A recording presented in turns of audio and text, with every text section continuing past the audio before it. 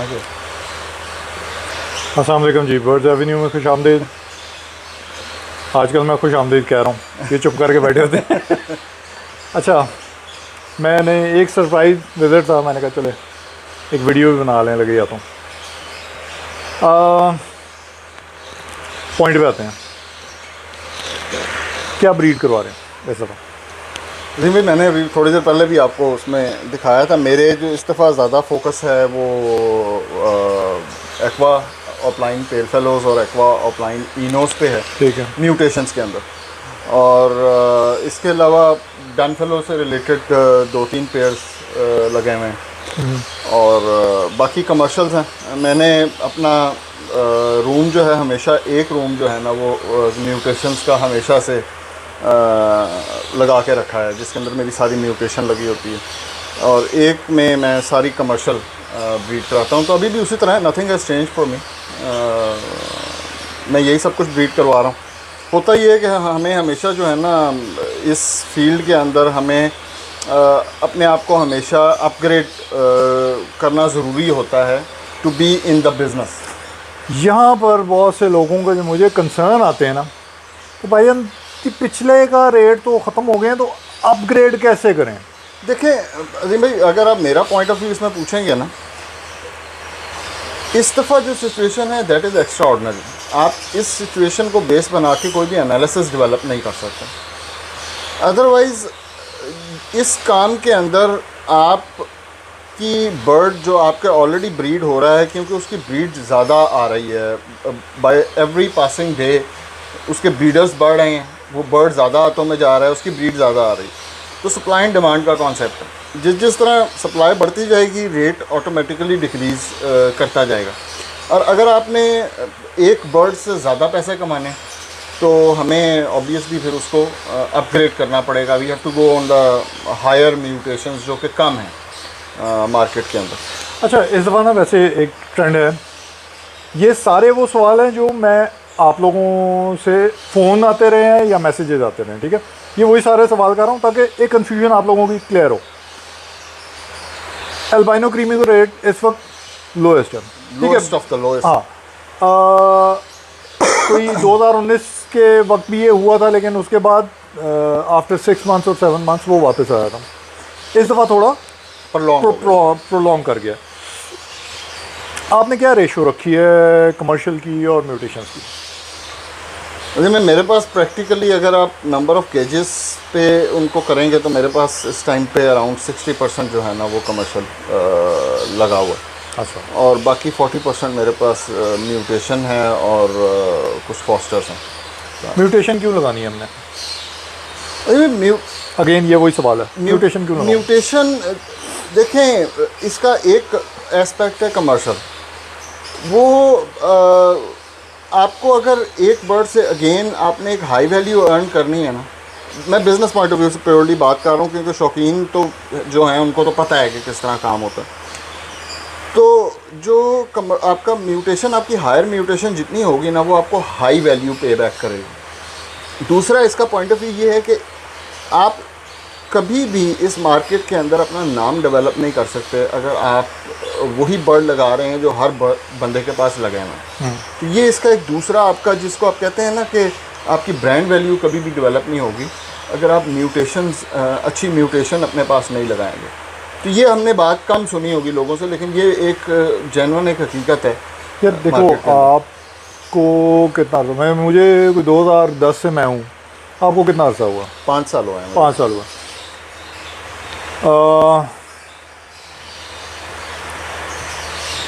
एक आम बंदा जो ये वीडियो देख रहा होगा वो तो ये कहेगा, मैं आम बंदों की वकालत करके बोल रहा हूँ क्योंकि मैंने उनके सवाल सुने हैं, मैंने उनको आंसर किया है, तो मैं चाह रहा हूँ कि मुख्तलिफ ब्रीडर से विज़िट करके उनसे पूछूँ कि ये सवाल हैं ज़रा क्लियर करें थोड़ा, कि आपका हर नॉर्मल जो ब्रीडर होगा, जो न्यू फैंसियर जिसको एक टर्म बनाते हैं हम लोग, वो एल्बाइनो क्रीमिनो से शुरू करता है, वो अपना फ्लॉक बेचता है, हाई वैल्यू बर्ड परचेज़ करता है, वो उसका फ्लॉक बेचता है, अपर म्यूटेशन के अंदर जाता है, तो इस वक्त तो उसका वही फ्लॉक नीचे बिक रहा है, तो वो अपग्रेड कैसे करेगा? अरे भाई इस दफ़ा जो है ना सिचुएशन बड़ी फ़र्क रही है इन दिस, क्योंकि बड़ी एक्स्ट्रा ऑर्डनरी सिचुएशन।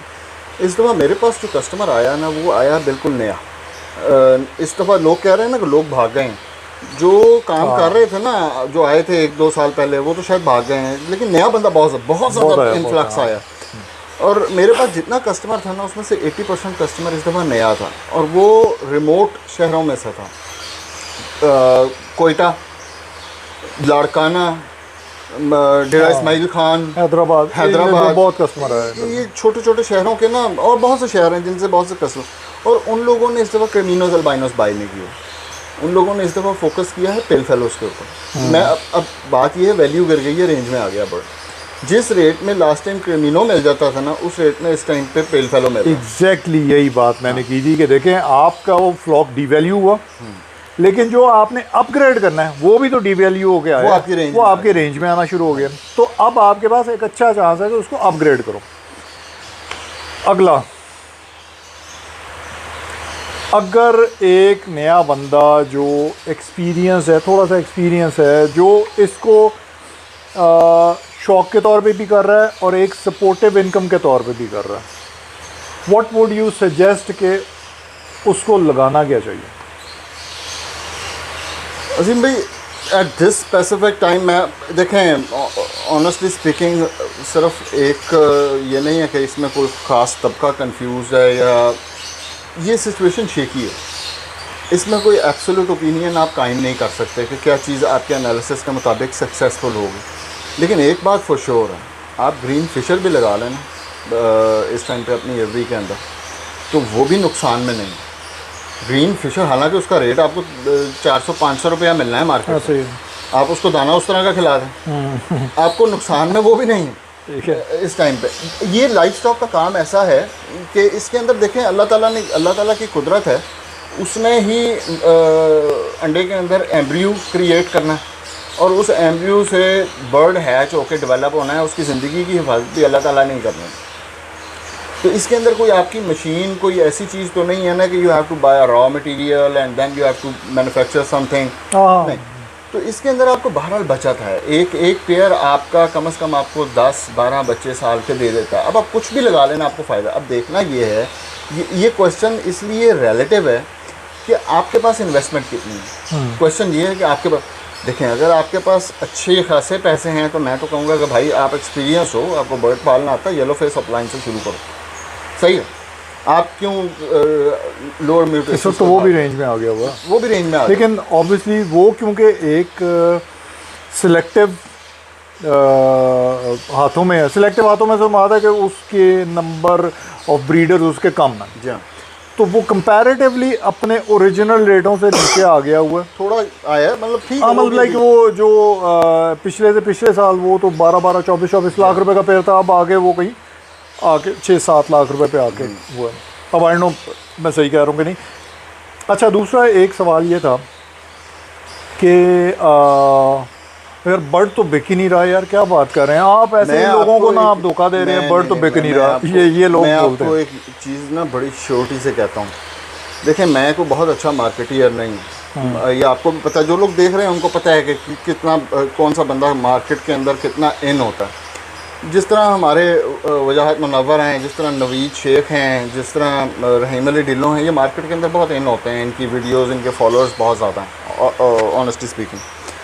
मेरे नहीं, वो हमारे फॉलोअर तो हमारे घर वाले भी नहीं हैं मेरे नहीं हैं। अच्छा। लेकिन मैं आपको बताऊं, मेरे पास एवरी के, आपने अभी थोड़ी देर पहले विजिट किया, आपको कितने को बच्चे नज़र आ गए। और आप यकीन करें कि मैंने कोई भी म्यूटेशन और कोई भी कमर्शियल बर्ड जो है ना वो जाके तो किसी ब्रोकर या उसको नहीं दिया। मेरी जितनी म्यूटेशंस हैं वो मेरे कस्टमर्स ने बाई की हैं। मार्केट का रेट है, जिस रेट पे मार्केट दे रही है ना, मार्केट में जो रेट चल रहा है, मैं बहुत हाई मैंने कभी भी बर्ड्स की डिमांड नहीं रखी। तो जिस रेट पे मार्केट इस टाइम मार्केट में बर्ड चल रहा है, मैंने उस रेट पे बेचे हैं, बर्ड बेचे हैं। मैं आपको यकीन दिला रहा हूँ, मेरे पास इस टाइम पे हार्डली 3 या 4 बर्ड पड़े होंगे जो म्यूटेशंस के। बात ये है, आप लोगों की थोड़ी सी ना मिसकंसेप्शन दूर कर दूँ। मिसकंसेप्शन ये है कि जी बर्ड बिकता नहीं है, बिकता नहीं है, सब झूठ है, बिकता है और बेतहाशा बिका है। अभी रिसेंट, मैं नहीं नाम लेना चाहता और ना मैं बताना चाहता हूँ, लेकिन बेतहाशा बिका। आप कमर्शियल को देख रहे हैं, मार्केट भी परचेज़ करती है, ब्रोकर भी परचेज़ करते हैं, ट्रेडर्स भी परचेज़ करते हैं। आप जो स्प्लिट्स है ना, बात उस पे आगे ठहरती है। वजह उसकी ये है कि स्प्लिट की गारंटी कोई नहीं होती ना कि ये स्प्लिट है कि मैं नहीं है। आपको एक वो और चीज़ की आपको बताऊं कि मेरे पास इस टाइम पे स्पेशली मेरे पास तो सादे स्प्लिट नहीं बचे हैं, वो मैंने अब लगाने छोड़ दिए हैं। मैं फेसबुक पर लगाता था ऑब्वियसली, मैं वो अगर मैं अब एक सादे स्प्लिट का पेल फेलो का फॉर एग्जांपल मैं 30-40 हज़ार डिमांड करूँगा तो वो मार्केट नहीं है। ठीक है, इस चीज़ को रियलाइज़ करना चाहिए। अब जो मार्केट का रेट है मैंने उस पर किया, आप यकीन करें मैंने खुद रोक लिया कि चल यार ये फॉस्टर के तौर पे ना 4-5 हैंड्स हैं, ये काम आ जाएंगी मेरे, मैंने वो नहीं बेची। ऑफलाइन स्प्लिट पेल फेलो हार्डली 2-3 बर्ड मेरे पास रह गए होंगे। मेरे पास मैंने तकरीबन 450-500 रिंग्स डाले थे। अब आप ये देखें कि ठीक है उसमें से काफ़ी जो बर्ड सादा भी थे ऑफलाइंस वगैरह वो हमने ब्रोकर को उठवा दिए, ठीक है दैट इज़ फाइन, लेकिन मैं कोई स्प्लिट पेल फेलो मैंने नहीं दिया ब्रोकर को। बर्ड आप मुझे याद है आप शुरू से एक बात किया करते थे कि यार सीज़न के आखिर में ना तुम्हारे पास कुछ भी नहीं बचना, अपने लिए भी नहीं बचेगा। एग्जैक्टली इस टाइम पे भी वही सिचुएशन है। देखें, बर्ड आप लोगों के लिए मैं बता दूं, बर्ड बिक रहा है, बिकता रहा है। जब ये एक दम से हवा निकली थी ना, वो लव नहीं बिक रहा, लव नहीं बिक रहा, और भाईजान उस वक्त भी बिक रहा था। मैंने भी मेरे ख्याल से 400 रिंग तो मेरा भी हो गया होगा। और मेरे पास इस वक्त जो 5 माह के बर्ड रह गए हैं ना, 5-6 माह के बर्ड ऑफलाइन पेल फेलोज में, वो पड़े हुए हैं, और बाकी मैं भी ख़त्म कर चुका हूँ, बिक गए हैं, सारे बिक गए हैं। अच्छा, अब अपग्रेड का आपसे पूछ लिया। म्यूटेशन मुख्तलिफ हैं और जितने नाम ले उतने कम पड़ जाएंगे। सेफ तरीके से अगर कोई शुरू करना चाहता है, देखें हर एक की अपनी लिमिटेड रिसोर्सेज होती है, अगर सेफ तरीके से कोई करना चाह रहा है क्या करोगे? सर वो मेरा ये ख्याल है कि अगर आप जिसको कहें ना कि अगर आप कमर्शियली लगाना चाह रहे हैं तो आप पेल फेलो ऑफलाइंस के अंदर मेरा ये ख्याल है कि लोगों को आना चाहिए पेल फेलो ऑफलाइन, और आ भी रहे हैं लोग। मेरे कहने से इतना को फ़र्क नहीं पड़ रहा, लोग खुद रियलाइज़ कर रही है मार्केट और पेल फेलो ऑफलाइंस की वर्किंग के बर्ड लगा रहे हैं। जो इनसे एक स्टेप ऊपर रहना चाहते हैं उनको चाहिए कि वो साथ एक्वा का बर्ड जो है ना वो उसके अंदर ऐड करें। और अगर आपकी रेंज ज़्यादा अच्छी हो तो you should go for done fellows और येलो फेस। एक पेड़ लगा लें, 2 पेड़ लगा लें, लेकिन उसको लगा के आराम से, मेहनत भी कम, जी रिटर्न ज़्यादा। अच्छा, अब वाइंड अप करते हैं। इसमें बहुत सी चीज़ें ऑटोमेटिकली क्लियर हो गई हैं। ये वीडियो जो आप तक पहुंचेगी, एडिटिंग नहीं हुई, कट नहीं हुआ, कोई टेक्स एंड रीटेक्स नहीं हुए, सीधी सीधी है। जो हम लोगों ने झटकी सी बातें की हैं वो आप तक पहुंच गई हैं। कमर्शियल और म्यूटेशन की रेशो बताएं क्या होनी चाहिए? अगर किसी के पास कैपेसिटी है कि वो 20 से 25 पेयर लगा सकते हैं, क्या रेशो होनी चाहिए? मेरा ये ख्याल है, देखें हम जब ये बात करते हैं इसके पीछे की लॉजिक भी क्लियर करना ज़रूरी है। Commercial is not about a rate. Commercial is something कि जो मार्केट परचेज़ कर रही है, आप at any point of time आप मार्केट जाएँ और वो बर्ड दें और पैसे लेके उनसे आ जाएँ। That is what we always mean by commercial. पेल फेलो भी अब जो है उन रेट्स के अंदर है जिसमें अगर आप रेट्स पे कंपेयर है ना, मसला ये है। लेकिन मार्केट उस तरह परचेज़ नहीं करती वो बर्ड। तो मैं ये समझता हूँ कि हमें जो है ना, अगर आपके 25 पेयर्स हैं तो उसके अंदर से आपको कम से कम 15 से 17 पेयर्स जो है ना वो कमर्शियल्स के लगाने चाहिए। अच्छा, यहाँ पे अब एक और एतराज़ है, थोड़ी सी बात लंबी हो जाएगी लेकिन ये एक वैलिड पॉइंट भी है कि यार अगर हर बंदा कमर्शियल लगाना शुरू हो जाएगा तो वही जो हुआ है सप्लाई एंड डिमांड की वजह से कि सप्लाई बहुत ज़्यादा मार्केट में बढ़ गई और उसकी वजह से नहीं देखें, मैं आपको एक चीज़ बताऊं, इस दफ़ा ये नहीं हुआ। मैं मतलब लाइक ये लोगों का बहुत ज़्यादा ओपिनियन है, ये चीज़ सप्लाई आ गई तो वो नहीं, ऐसा कुछ नहीं हुआ। आपका मुल्क की, पूरे मुल्क की स्टेबिलिटी इस वक्त कॉम्प्रोमाइज़ हुई है। आपके DHA की फ़ाइलों के रेट 40% नीचे गिरे पड़े हैं, DHA की फ़ाइलों के रेट, ठीक है। आपके जो ये हाउसिंग स्कीम्स है इनकी प्रॉपर्टी नहीं बिक रही, जबकि रियल एस्टेट का एक बिज़नेस कंसिडर किया जाता था। आपकी गाड़ियाँ नहीं बिक रही, यार भैया ये बर्ड जो है ना 3 ग्राम 4 ग्राम का, ये एक नॉन एसेंशियल आइटम है, मतलब लाइक आपके रहने खाने पीने के लिए ज़रूरी नहीं है। हाँ जी। तो ये आपकी एक्स्ट्रा नीड्स को पूरी कर सकता है, सपोर्ट कर सकता है आपकी इनकम को, बट ये एसेंशियल आइटम नहीं है। तो मेरा अपना ज़ाती ख्याल है कि यही है मेजर जो वजह, मेरा भी ये ख्याल है, जो मेन रीज़न है ना, और मैं शुरू से ये बात बार बार कर रहा हूँ, वो ये है कि आपके मुल्क के हालात, इकोनॉमिक सिचुएशन इस तरह की है, लोगों के पास बाइंग पावर नहीं है, लोग डरे हुए हैं, सहमे हुए हैं। जो डरी हुई मार्केट होती है ना, वो हमेशा पैनिक होती है, और हम लोग पैनिक हुए हैं। ये उसके रिज़ल्ट्स हैं। विद द टाइम हर चीज़, बुरा वक्त जो है वो भी कभी नहीं रहता जिस तरह अच्छा वक्त नहीं रहा। बस कहने की बात ये है अजीम भाई कि जो वो एक कहावत है कि फेलियर जो है ना इज़ एन ऑफर and the success has many fathers. तो बात ये है कि जिस टाइम पे आप क्राइसिस आता है ना, उस टाइम पे हर बंदा जो है ना वो आके तो लान तान शुरू कर देता है। हमारी ये आदत है, कल्चर है हमारा, ये कल्चर है हमारा। अपना ब्लेम दूसरे पे डालना कि किसी तरह ये ब्रोकर गलत था, फलां जो है वो यूट्यूबर गलत था, फलां बड़ा ब्रीडर गलत था, फलां छोटा ब्रीडर गलत था। तो हम एक दूसरे को गलत कह रहे हैं। मेरा ये ख्याल है कि बस खामोशी के साथ काम करते रहें। Market with the time stable हो जाएगी, जिस टाइम पे स्टेबल हो जाएगी अच्छा टाइम भी आ जाएगा। बर्ड अभी भी बिक रहा है, हाँ इनकम लेवल कम हो गया, थोड़ा बर्दाश्त करें। प्राइस कम हो गई ना, जो पहले आप निकाल लेते थे वो नहीं निकाल देते। देखें कि अगर आप इस एस्पेक्ट से इस काम में आए हैं ना कि मैंने इसे गाड़ी बनानी है, मैंने इसे प्लॉट ख़रीदना है, ये काम वो नहीं है। या तो फिर इन्वेस्टमेंट उस लेवल की करें ना, फार्म बनाएं को 1000 1,500 2,000 बर्ड्स का, वो फार्म बनाएं, वो भी बन जाएगी, गाड़ी भी बन जाएगी और प्लॉट भी आ जाएगा। उतनी इन्वेस्टमेंट भी करें।